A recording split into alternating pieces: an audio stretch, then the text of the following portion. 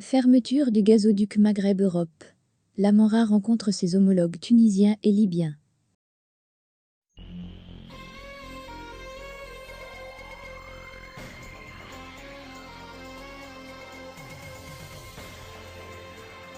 L'Algérie a décidé officiellement de mettre fin à l'approvisionnement de l'Espagne en gaz via le gazoduc Maghreb-Europe, qui passe par le Maroc. Si la fin de la fourniture en gaz de pays voisins est ainsi tranchée, c'est l'approvisionnement de l'Espagne qui risque de poser problème. Dans une analyse livrée à l'agence officielle, l'ancien ministre de l'Énergie Abdelmadjid Attar affirme que d'un point de vue technique, l'Algérie sera en mesure d'assurer la totalité de ses livraisons gazières vers l'Espagne via le gazoduc Medga et les méthaniers. Selon lui, le Medga peut prendre en charge toutes les livraisons grâce au renforcement prévu les capacités à 10,5 milliards m3 par an, mais en compensant le différentiel par les livraisons en GNL. À ce propos, il explique que le gazoduc Maghreb-Europe avait une capacité d'environ 13 milliards de mètres cubes par an.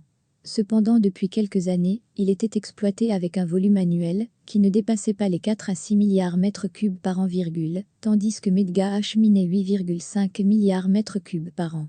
C'est ce que les autorités algériennes ont déclaré pour assurer les marchés espagnols et portugais, et il n'y a aucune raison d'en douter, estime l'intervenant.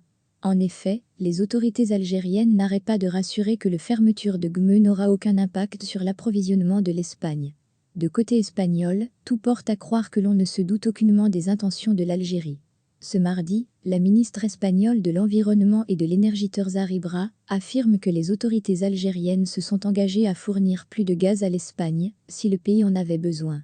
Certes, l'Algérie s'est engagée à respecter ses engagements commerciaux en matière d'approvisionnement en gaz, mais à quel prix ?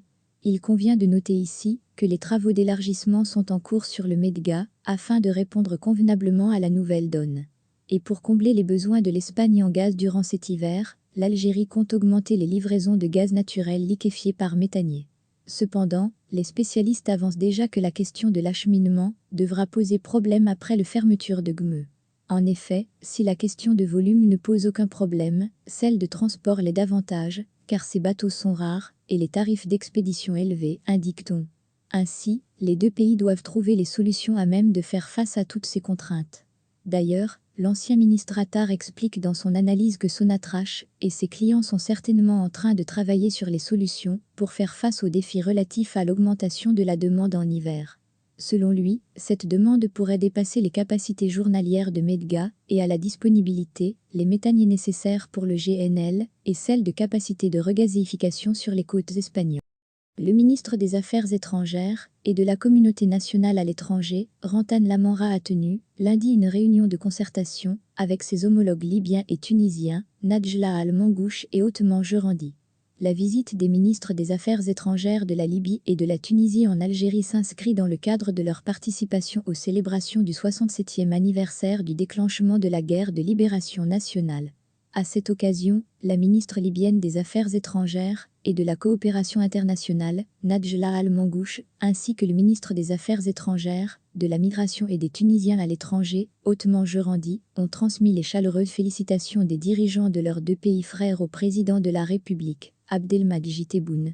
Le chef de la diplomatie tunisienne, Othman Jerandi, est arrivé, dimanche soir en Algérie, pour transmettre les félicitations du président tunisien Kassé au président Abdelmadjid Tebboune à l'occasion du 67e anniversaire du déclenchement de la guerre de libération et participer à la commémoration de ce glorieux souvenir.